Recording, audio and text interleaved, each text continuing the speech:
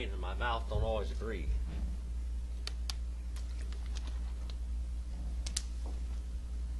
This is beautiful weather, isn't it? This is the kind of weather. If they had weather like this Bakersfield would have millions of people here. If they had it all here. Probably at the fair. Well, they might be at the fair. That's right. This is a really good. Yeah, this would be a good day for the fair. Yes. Benay, Gershon, Livni, Wishemi, Li Mishpeh Chatal. All right, sons. Sons means what? You're going to get this. According to a pattern. All right? And then we have Gershon. Gershon means what? Refugee. Refugee. All right? Gershon. And Libni. All right? Libni means white. It's almost the same name as Laban. All right? Almost the same name as Laban. And Shimei. Shimei. Shimei means famous or fame or name or renown. By the way, there were 18 men in the Bible named Shimei. All right? And by their families. Now, what does this by their families mean? From one semen, from one sperm. That's what they came from. From one. It's talking about very masculine. Well, the Hebrew Bible, Hebrew is extremely sexual. That's all I can say. Very sexual language. Very sexual. When you start reading a history of it, it is almost, I can't hardly believe it when you start studying it in Hebrew. It just, it's astounding. And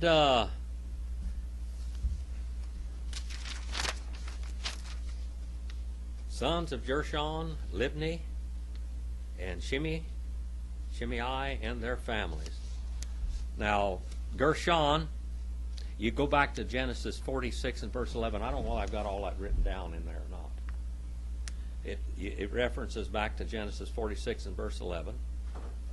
And his name, you look it up on page 177. And Brown, Driver, and Briggs. Libni, page 526. And 1 Chronicles 6:29. And there's two references to his name. And Shimei, we need the name Shem, name, all of that comes from his name. Okay? By their families.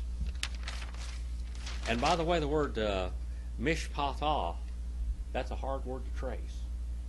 It's on page 1047. When I chase that thing down, I chase rabbits on that word.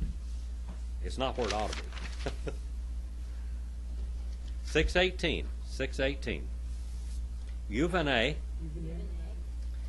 Gihat, Amram, Wiyitchav, which, I'll get it right in a minute. Wiyitchar,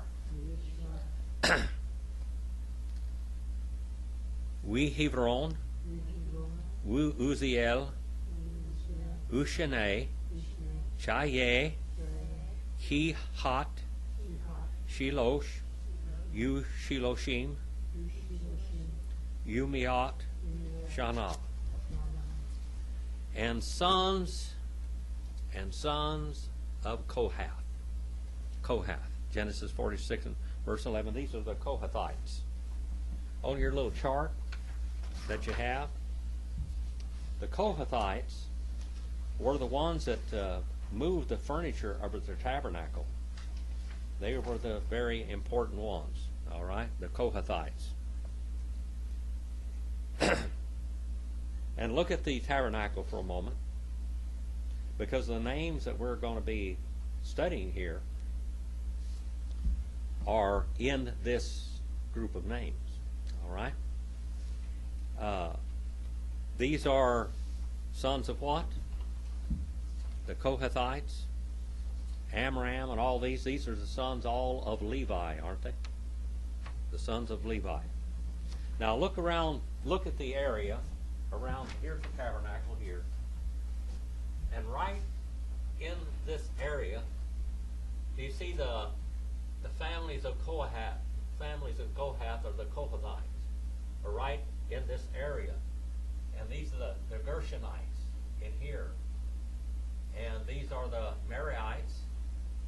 And these are the families of Moses, Aaron, Nadab, Eleazar, and Ithamar. All of this very close area right here, these are those people. All right? And then, in this direction, we have the tribe of Reuben. Actually, it would be the way it's upside down here. You have Reuben, Simeon, and Gad. Reuben, Simeon, and Gad. See how this tabernacle is here? Like that. And then over here, you have the tribe of Ephraim, Manasseh, and Benjamin. And then here you have Dan, Asher, and Naphtali. And over on this end, you have Issachar, Judah, and Zebulun. That's the way they were camped. But the ones that are very close here are all the Levites. And see around your little chart that you have, this here, I drew this up by hand. Ken Glenn did it with a computer for me. And that's why you have this thing here. It was all hand-drawn before. And I don't even know where my hand-drawn one is, but it's around someplace. That's the one I was looking for because there's a lot of notes on it. Anyway, we have these different ones. The Kohathites and the Gershonites and the Merarites and, of course, the families of Moses, Aaron, Nadab, Eleazar, and Ithamar. Now remember that as we look at this, and we're going to make some comments about it. The sons of Kohath, Amram. Look at that. Kohath means allied. Genesis 46 and verse 11. Amram means high people. See, the word Abraham comes from that too, doesn't it? Or exalted father. Amram means high person, high-born, royal rank. And Izhar means anointing. And Hebron. Hebron means, and you've been to the Middle East, haven't you, Sharon? Did you get to go to Hebron at all? I went in. Oh, no. Well, it wasn't safe when I was there either, but I went. I went right to the tomb of Abraham. That was the most holy place to me of the whole place, just about. That's where all the patriarchs are buried. Just fantastic. Hebron means association. 2 men in the Bible are named by that, and there's 10 different references. And Uziel, which means strength of God. Strength of God, Uziel.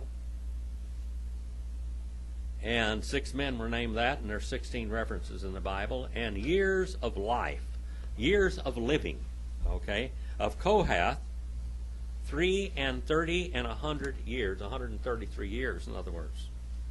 Kohath. Kohath name means ally, Genesis 46 and verse 11. 6 and not verse 19. I hope this isn't boring you. This is a lot of information that I've chased all over to get. Yuvane, Merari, Mahli, Mushi, Ile, Mishpihat, Hal Louis, Li Toledal, and sons of Merari. Merari is the masculine of Mary. Mary means bitter. Okay, bitter.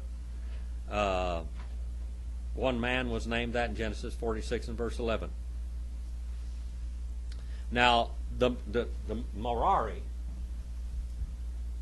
right here is the families of the Merarites. These are the Merarites.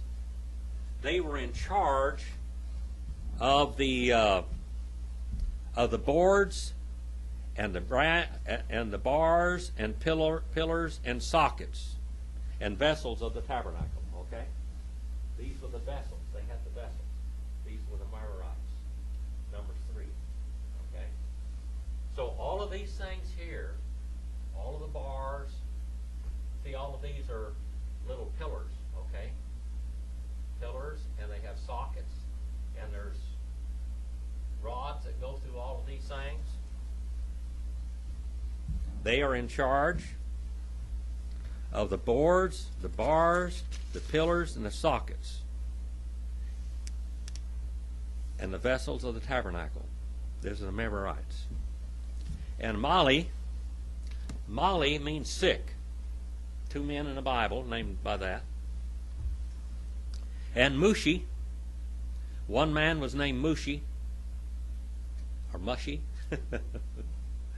and his name means sensitive. And there's 8 references in the Bible to that. What was his name? Mushi. His name meant sensitive. Okay. Sensitive or volatile, compassionate, sensitive. These, the families, and again this family, Mishpathoth, that means from one semen. The Levites. Levites means what? Levi or Louis. The modern word for Levi today would be Levi in modern Hebrew, and in biblical Hebrew it's Louis. All right, Brother Roger, what period of time did the Jews have their Renaissance? When did they start beginning to use their language again? On the very beginning, do you remember? 1660. No. No. No. The 1660 is when they had the greatest revival. Oh, okay. The greatest revival, and that was the greatest messianic gathering that Israel ever had, was in 1660. And the guy that they had crowned as a Messiah converted to Muslim religion because they threatened his life. So, And so it just went, 1830? 1880. 80. 1880. All right.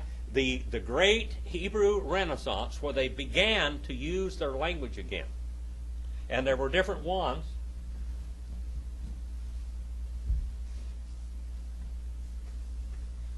There were different leaders at that time. See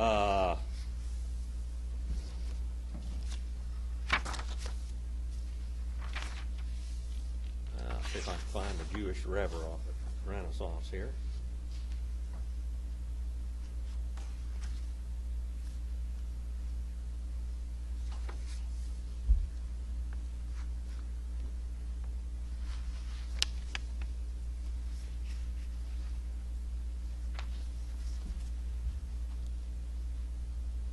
The Jews, when they, about the same time that the Zionist movement began, was about 1850, 60, 70, 80, 90, somewhere around there, during that period of time. And there were different ones. The Jews borrowed a lot from Catholicism. They borrowed a lot from Islam. Islam borrowed a lot from them, and the Catholicism borrowed a lot from the Judaism. All right? All of them have saints. I want you to understand, all of them have saints. The Jews have saints. Their saints are their rabbis. Okay? Their saints are the rabbis. The Islam has saints. They worship Mary. Did you know that? Islam worships Mary. They pray and they worship Mary. And they have all kinds of sacred sites where they had great ayatollahs. And they go to these different ones. They wrote up into, well, they wrote in French. Some of the rabbinical writings were even in Latin. Much of it was in Yiddish. But when they began to want to go back to their land, Zionism, some of the leaders,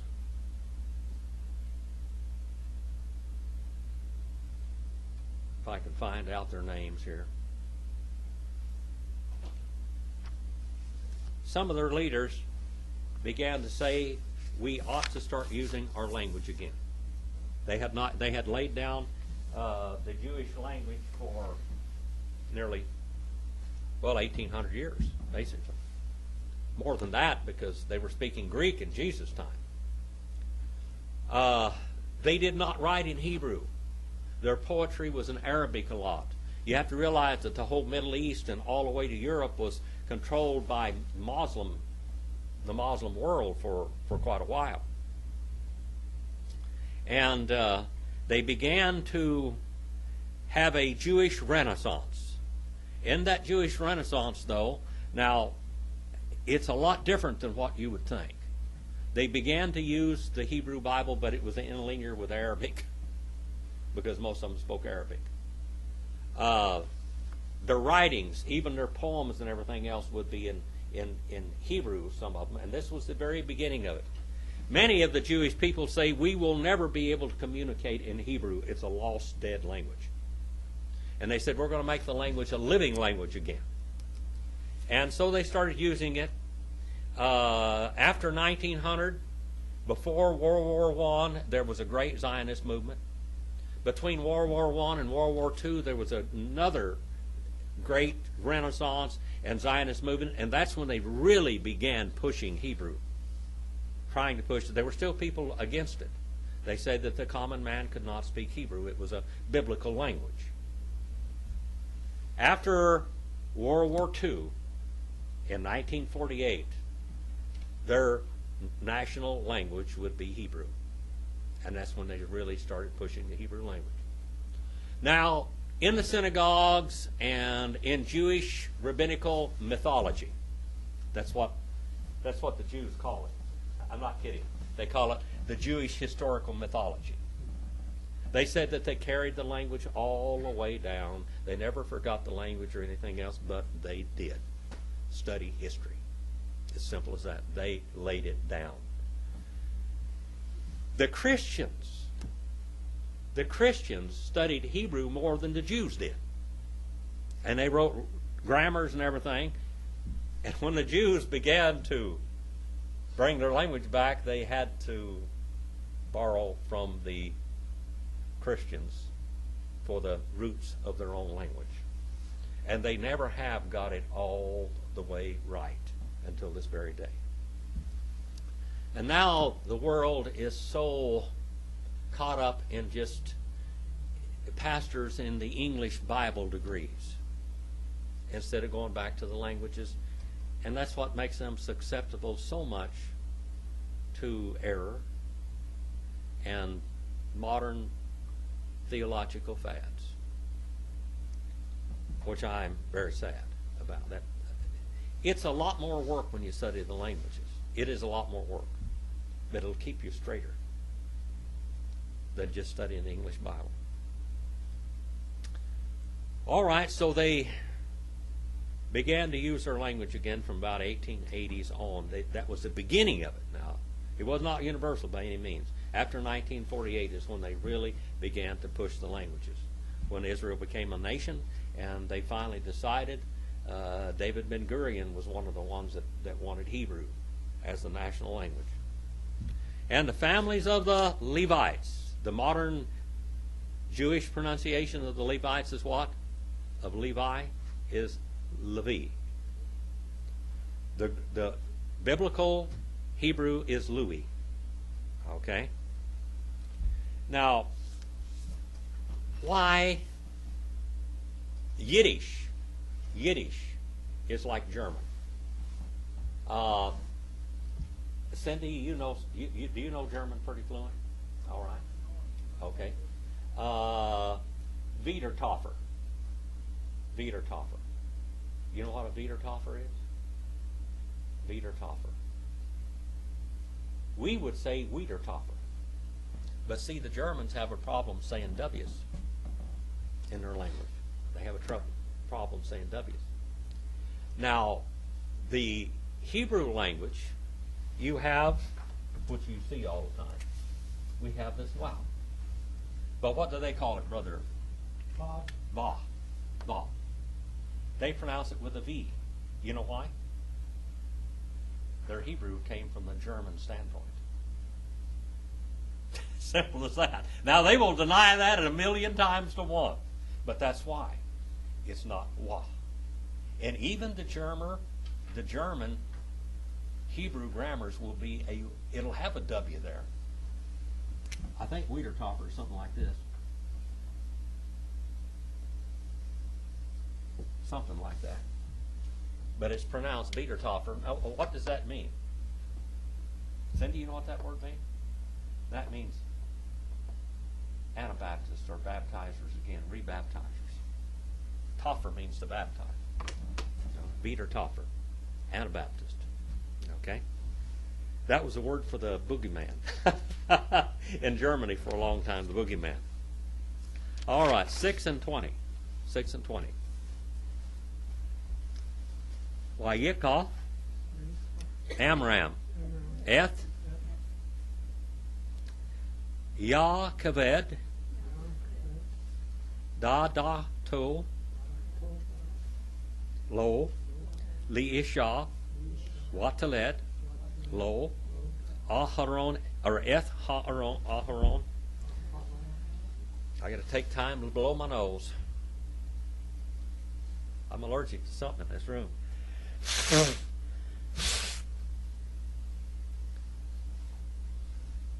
Et Aharon, we et Moshe, Yushane, Chayi, Amram, Shiva, Yushiloshim, Yumiat, Shana.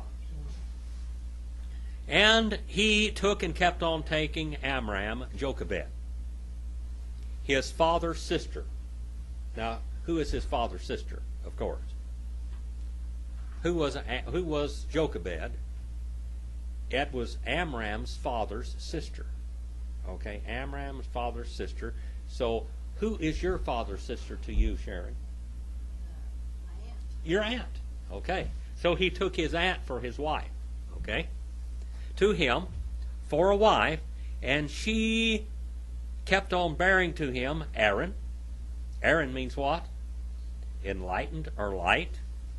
And Moses, which means to draw out. And years of the life of Amram, 7 and 30 and 100 years. All right? 137 years. Now let's go back and let's go to the book of Jasher for a minute. By the way, a lot of the basic and most conservative Hebrew culture was around Baghdad. Did you know that? All through all of the ages, in Persia was where the nucleus of the Hebrew culture was. That's why we have the Babylonian Talmud, okay, from Baghdad. Now in the book of Jasher, it tells us a little bit about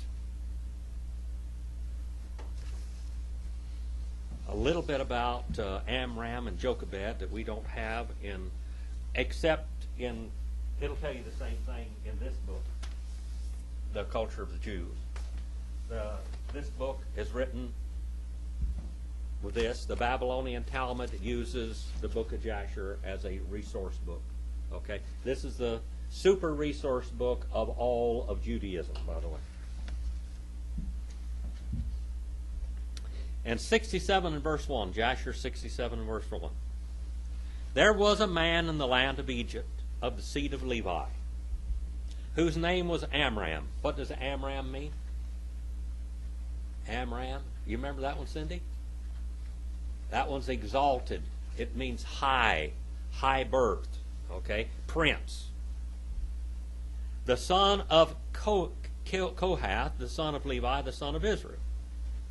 And this man went and took a wife, namely Jochebed, the daughter of Levi, his father's sister. Okay? Levi, his father's sister. And she was 126 years old when she ceased being a virgin. She was 126 years old. As far as we have absolute dates, since Noah, this is the oldest woman that had children in the Bible. All right, and it's Jochebed. Jochebed. All right, Jochebed. By the way, what does Jochebed mean? Remember what Jochebed means?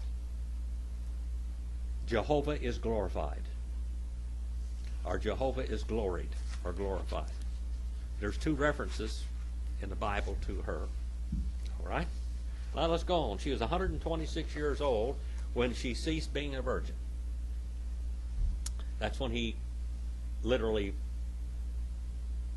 cohabited with her, and they became married. And the woman conceived and bore a daughter.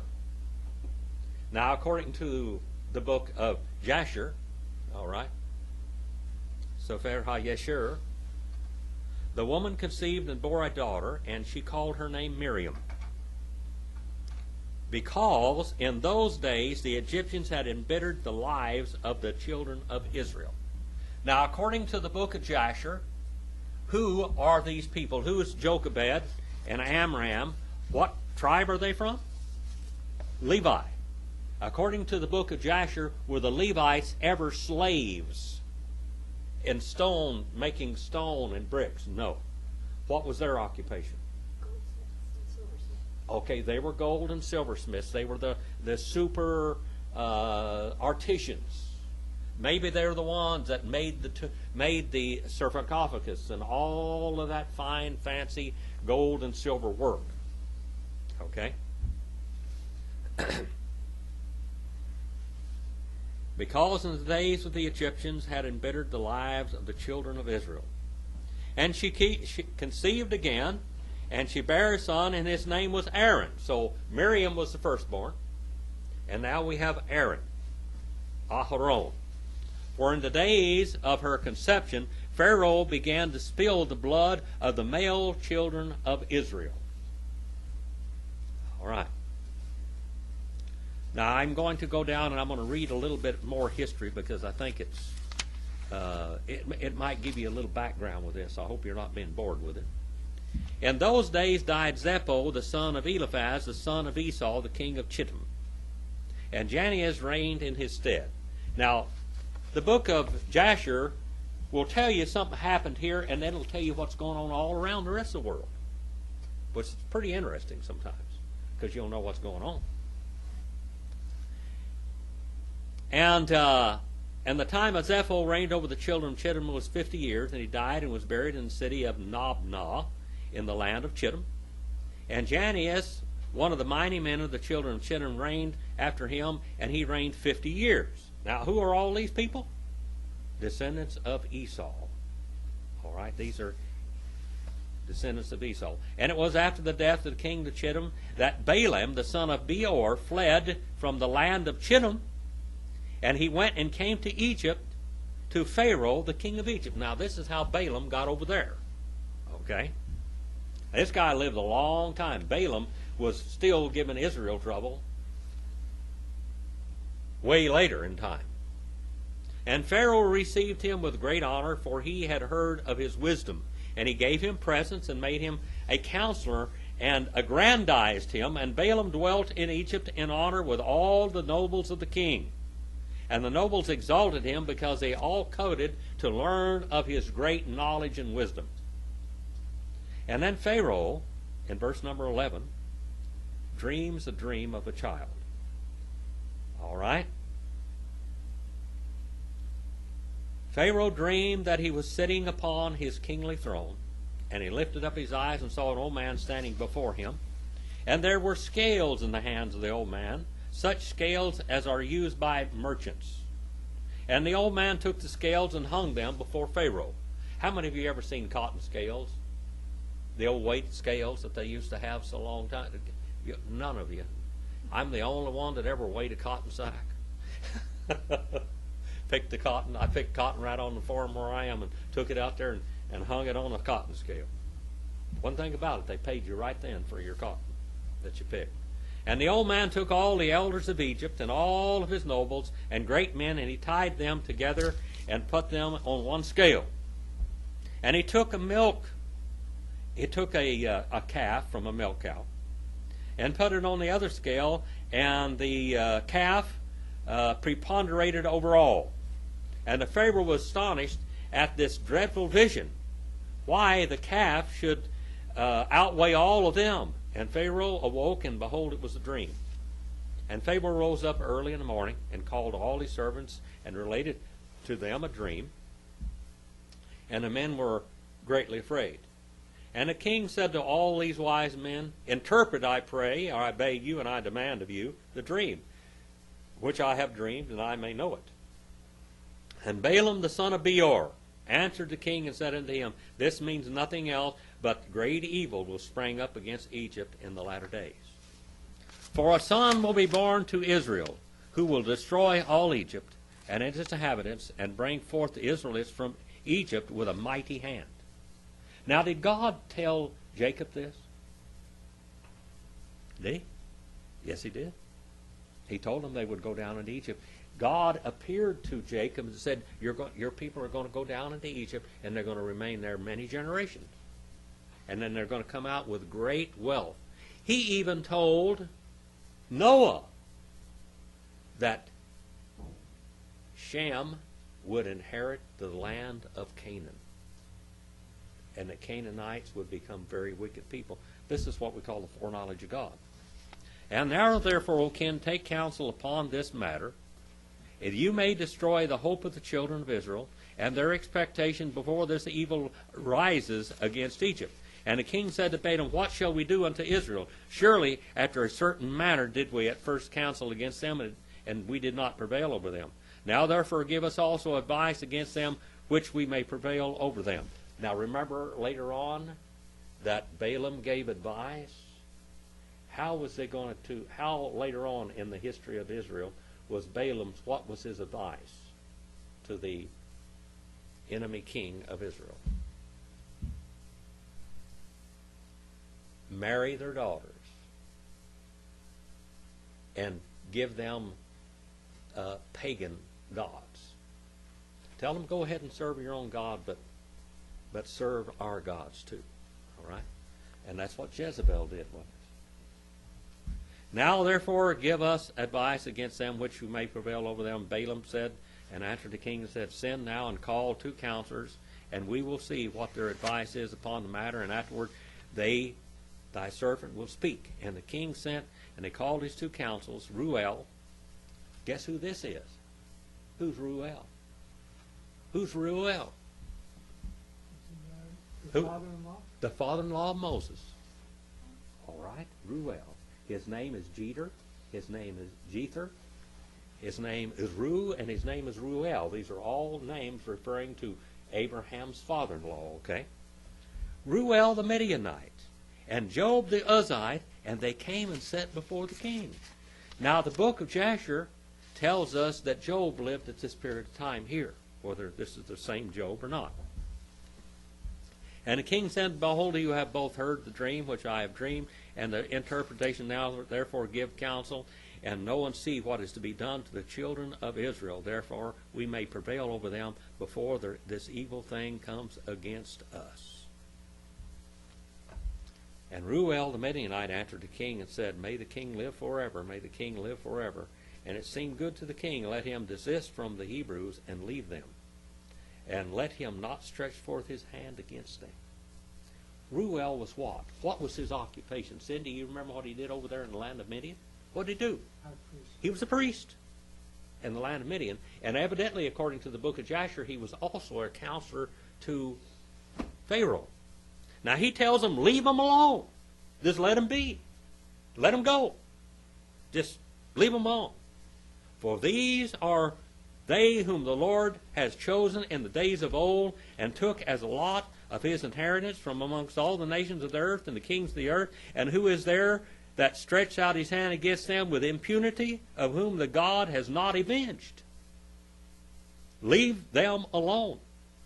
Surely you know when Abraham went down to Egypt, Pharaoh, the former king of Egypt, saw Sarah's wife and took for his wife, because Abraham said, She is my sister, for he was afraid lest the men of Egypt should slay him on account of his wife. And when the king of Egypt, now this is Reuel's quote here, and when the king of Egypt had taken Sarah, therefore God smote him and his household with heavy plagues, until he restored unto Abraham his wife Sarah.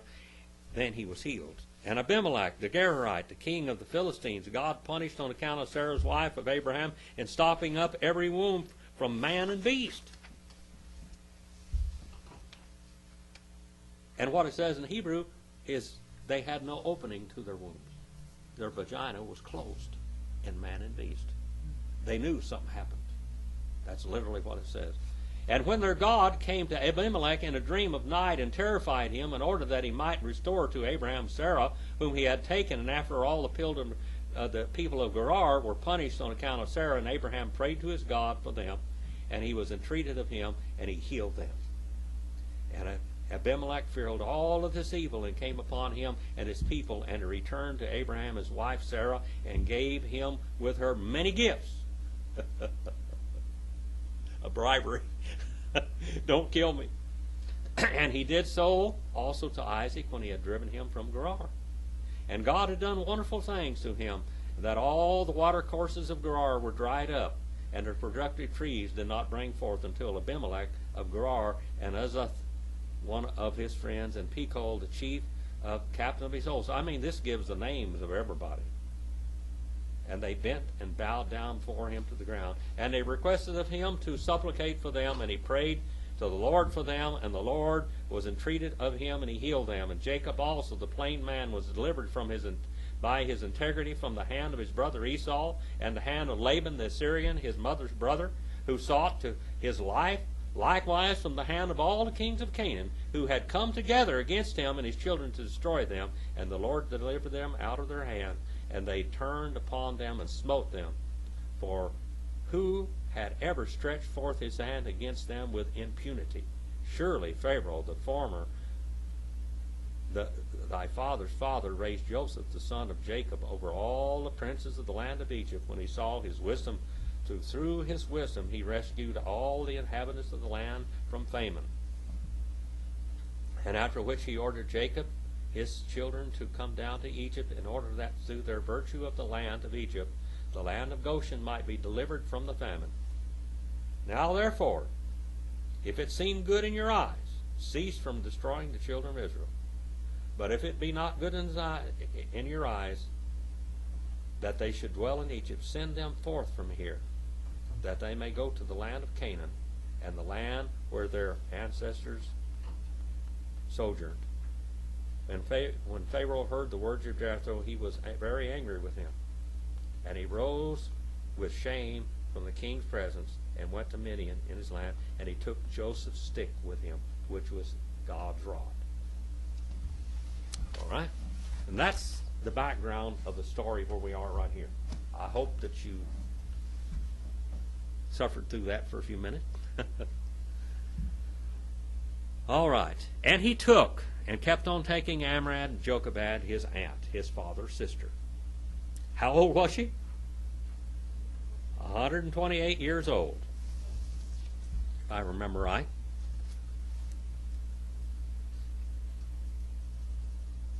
All right.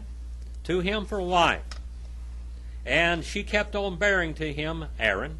Now it jumps over Miriam, doesn't it?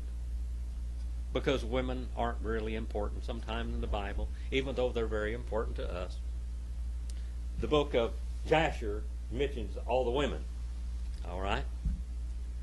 Aaron and Moses. All right? And years, life of Amram. And his name means high people, princely person. 7 and 30 and 100 years. In other words, 137 years. All right. 6 and 21 now. Yuvaneh, Yitzhar, Korah, Wa'anifek, Wazikri. All right. And the sons of Izhar, that means anointing. Korah. All right. Now, this is one of the guys that opposed Moses, isn't it, this Korah? And what does his name mean? It means to make bald, old Baldy. His name was Baldy. All right? He was the original skinhead. Okay? To make bald. 5 men in the Bible. are named after that. There are 37 references. He is named in 11 Psalms. Psalm 42, 44, 49, 84, 85, 87, and 88, and Genesis 36 and 5. And Nepheg. Nepheg. What do you think that word means? Nepheg. Nepheg. Nepheg comes from the word Peleg. All right? Nepheg means what? Literally, it means to divide. Okay? Ground level. This is ground level. Let's put a seed in the ground. An acorn seed in the ground. And an acorn seed will start growing down and start growing up, will it not? And so it's dividing, isn't it? And it's sprouting and dividing. It sprouts below and it sprouts above. A tree, they say, most of the time, is as wide spreading below the ground as it is above ground. It's as wide spreading below ground. There are as many limbs and branches, which are called roots, or divisions, okay, below ground as are above ground. Are you guys getting cold? You're all right? Cindy, are you okay?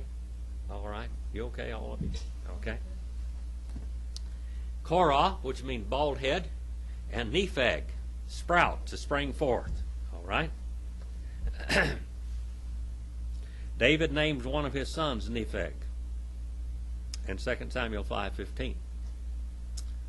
And Zikri. Zikri means movable or portable. 12 men in the Bible, and there are 12 references. He's the brother of Korah, who rebelled against Moses and was killed by God. Okay? So this is a good guy, and that's the bad guy up there. Okay? The good son and the bad son. 622. 622. Uvaneh, Uziel, Mishael, Reuel Safan, Sitri. All right. And sons of Uziel. Sons of Uziel. All right. That means strength of God. 6 men were named that, and there's 16 references in the Bible. And Mishael. The word Mishael. Michelle. All right. Michelle is from this name. Who is, or what God is? Who is like God? So what other name is this? Michael. Michael. Or Michael. You can take this home and show your husband tonight. His name is in the Bible, all right? It's called Mishael. All right, he used to have a friend by the name of Robbie Michaels, an old cowboy up there where I used to live. We had great respect for each other. He was a great cowboy. He was one of the old-time cowboys, and he thought I was too. Anyway, he said, my name is Mishael. Mishael. He was half Comanche and half French.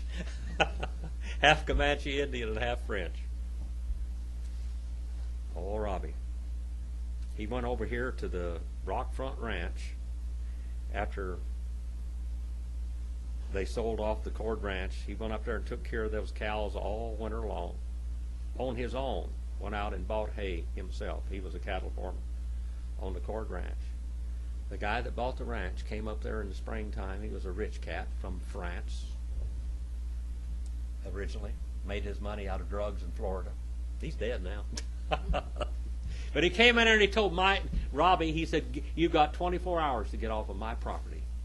And he took all the cattle that he had saved all that hard winter, below 20 and 30 below zero that winter. Robbie went and scrounged up cattle and fed those cattle.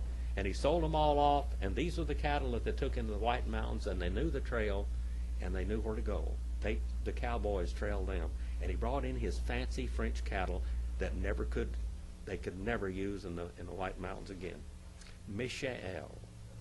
His name, he said, my name is Robbie Mishael Michaels. And Eliphan. And Eliphan means God is treasure, or the God of treasure. One man and 2 references in the Bible, the same as Elizpham. Okay. And Zithri. Zithri. means protective. One man in the Bible with one reference. Protective. 6 and 23. 6:23. Wayik kach. Ooh, how about 6:22? 6:22. Did I forget it? Did I go over it? I thought I just read 6:22. Oh, you know what? It's on 2 pages. What? Have you got 2 on yours? I only got one on mine. They double. See, I didn't do that. I didn't make that mistake. I make lots of mistakes, but I didn't make that one. Okay. All of you have 2 pages? 6:22? Yeah, those All are right. front and back. Oh boy. I don't know how they did that. Wayikoth, Aharon, Et, Elisheba, Bot, Aminadav, Achot, Na Chashon, Lo, Leisha, Wataled, Lo, Et, Nadav, Weet, Abihu, Et, Elazar, Weet, Ithamar. All right. Back up here on the chart again. The family of Moses, Aaron, Nadab, Eleazar, and Ithamar. These are the families of Levi. All right? And Moses. And he took and kept on taking Aaron in Lighten 1. And then Elisheba. Sheba means what? Sheba. Shiva in Hebrew means what? Sheba. Shiva means oath. All right? Elisheba means what? The God of oath. The God of the oath. Okay? One woman and one reference in the Bible. The daughter of Abinadab. All right? People of liberality. Okay? 4 men in the Bible and 13 references. Sister of Nashon. Nashon means enchanter. Nashon. What other name in the Bible comes from this Nashon? Nashon. Nashon. Nahash. Nahash. All right. Nahash means what? Enchanter or deceiving one. To enchant or to deceive. That's what the devil was. Who did he deceive? Who did the old devil deceive? He deceived Eve through the Nahash. So here we got a guy named Snake. Okay? If you want to call him Snake, Sneaky Snake, okay? Had a friend on the radio, they called him Sneaky Snake. The Sneaky Snake. He was a captain of the tribe of Judah's appointed by God and Moses, through Moses. He was a captain of the tribe of Judah. This word, Nashon. Nashon. For to him a wife, Li-Isha. And look at that word, Li-Ish-Shah. And when you look at the name Ish-Shah, it's Ish-Shah. That means out of man. Ish is man, but this is Ish-Shah. See that shin there? It's doubled. See that little dot in the middle of it? All right, that doubles it. Wataled. And she bore, all right, she kept on bearing to him Nadab. Nadab means liberal. 4 men and 20 references in the Bible. And Abihu, which means worshiper of God. Abi, worshiper of God. And Et Eleazar. God is helper. Eleazar means God is helper. The chief over the Levites. 8 men and 74 references in the Bible. Eleazar. Where was another Eleazar in the Bible? Who was this other Eleazar? This other Eleazar was a type of John the Baptist. Who was he? The other Eleazar in the Bible. Who was the other Eleazar in the Bible? Who? Elijah? No. Eleazar. The other Eleazar. Cindy? Abraham's servant. Thank you. You got an A plus plus plus tonight because that was a hard question. I just wanted to just dig down there deep, see if you could drag it out. Eleazar's servant, and he's not named. It's called as his servant most of the time, but his name was Eleazar. He's not named very many times. Most of the time it refers to him as Abraham's servant. He went and got Isaac a wife, and he went and got who?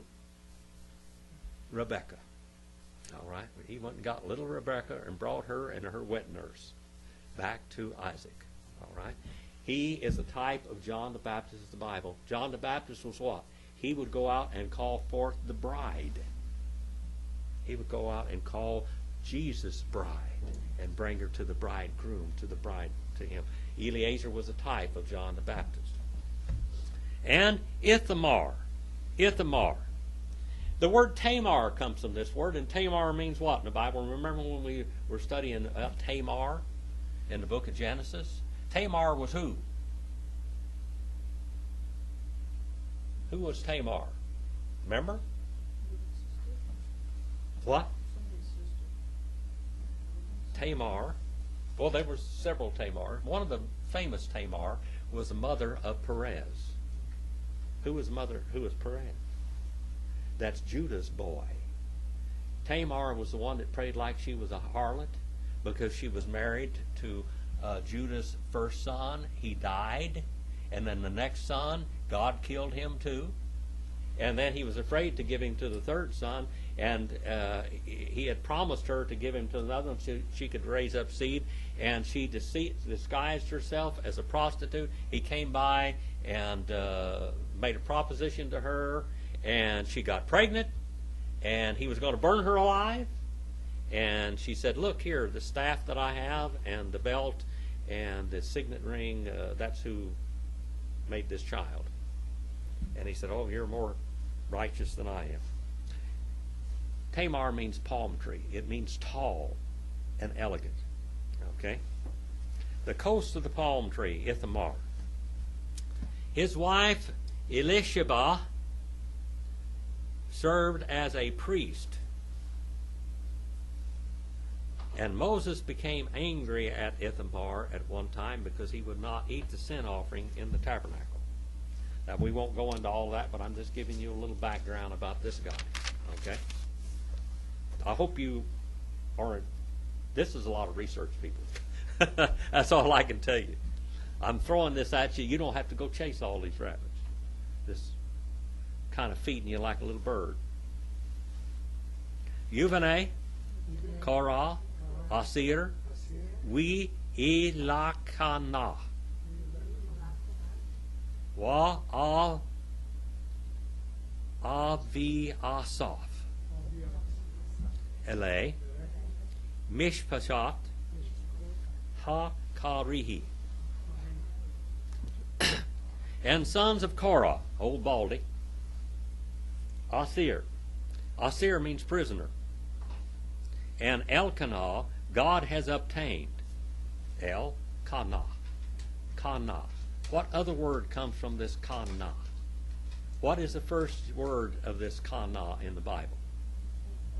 Cain. Gotten, or obtained, possession. I have gotten a man, even Jehovah.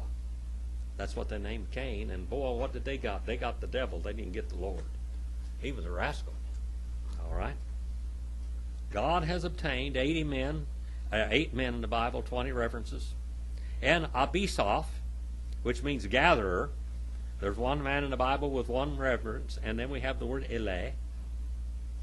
And the book of Exodus is called We Ele Shemot.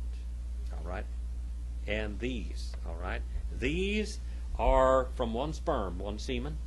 That's what the word Meshpashat means. And Ha-Karihi, the Korahites. All right? The Korahites. The Korahites. 6:25. Well, boy, we're quite along. We started a little bit late. You want to go a little bit more? Get another verse or so? I was waiting for the other people that didn't show up. We, Eleazar, Ben, Aharon, Lecha, Lo, Me Benot, Putiel, lo, li isha, watalet, lo, et, Pinchas, ele, rashe, avot, ha wigim, li mish pi chatam. And Eleazar, God his helper. He was the chief over the Levites, the high priest after Aaron was killed by God. 8 men and 74 references in the Bible. All right, God killed Aaron. He was not very obedient. Aaron was a little, even though his name means enlightened, he was a little dark. He was dark and shady character. Okay? You know, just think about it for a while. He was a goldsmith. Okay? He did all the miracles before Pharaoh. Okay? He held the rod of God, saw all these miracles performed. Then when he goes out there, his brother goes up on the mountain for 40 days. By the way, he's up there like 90 days altogether without anything to eat. Moses is. God's presence sustained him. Aaron down below, they started squalling and bawling down there, wanting to know what happened to Moses. We don't know who he was. The only time we ever saw him was right now. We don't believe in him. We don't know for sure. This is all this stuff after God performed all those miracles. And they said, give us a God. So he said, give me all your earrings and your mirrors. They had a lot of gold. And they gave them all to him. And he smelted them and beat it out in sheets and carved out a calf out of wood and then gold plated it. And he said, this is Jehovah. That's a sad situation right there. This is Jehovah that took you out of Egypt. And they bowed down and they cavorted around this statue of a calf. If a calf stood for anything, that's a sacrifice. Later on, the calf was a sacrifice. Eleazar, the son of Aaron. What is Aaron's name? What is the Greek root of Aaron? What's the Greek root for the name of Aaron? Phos, or photios, okay? Which means light. And he had taken to him from the daughters of Putiel contempt of God. All right, one man, one reference. I don't know whether I'd want to name my kid contempt of God. And to him a wife for a wife, and she bore to him Phinehas. Here's another word. This is a pretty wild name. Phinehas means mouth of the serpent. Mouth of the serpent. Dakota, you like snakes? No, hush. You like them? How about you, Brother Roger? Did you have plenty of snakes over there in the middle, over there in the jungles of Vietnam? Yeah, a lot of snakes over there. When you saw the mouth of a snake, you were a little shaky. I think you got a snake and brought it into your house one time to kill it, to cut down on the rats, didn't you? Yeah, but he wouldn't eat them. He wouldn't eat them. We had to turn him loose. Had to turn him loose. The mouth of the snake. Okay? You know, that snake might have been pretty smart, because I went down here, Ken Blenn's brother. He brought a lot of snakes out of Panama. He was down there in the military, and he brought all these snakes up here. I went to his house on Tuesday night visitation one time when I was still in better shape. And he had a whole lot, these aquariums full of snakes. And he took rats and put them in there for them to eat. And he had this great big boa constrictor in there, a great big boa from down in there. He was big and about that big around. And this rat went in there, and the rat fought with the snake and killed the snake. I mean, the snake was dead. I never saw a snake die so fast in my life. Boom, dead. Maybe that snake was smart. Phinehas, mouth of the serpent. 3 men and 25 references. And these, the heads, the Rosh, look at that, Rashe, the heads of the fathers of the Levites. Levites means what? Joined by their semen. That's what it literally means. All right, 6:26 is where we'll begin next week. Do you have any questions about tonight? We went from what to what tonight? 6:17? 17 to 26. We just about got 10 verses and a lot of history, didn't we? Gobs and loads of history. The history of Amram and Jochebed and their descendants. All right. These are the descendants of Amram and Jochebed. Amram means what? Exalted one. He means prince or something. Jochebed? Jehovah is glorified. All right. All right. Go out and do something eternal. Let's see who we can get up here to dismiss us in prayer tonight. Brother Roger, you want to come up here? You're looking a lot better. You're almost back among the living, aren't you? Almost. Almost. Gaining any weight back? Yeah. Good. Father, thank you for bringing us here this evening. Thank you for your word and all of it that it promises to us. Guide us and direct us in how we should apply it in our daily walk. Go with us as we leave here. In your name I pray all these things. Amen. Amen. Well, thank you for your attention tonight and showing up.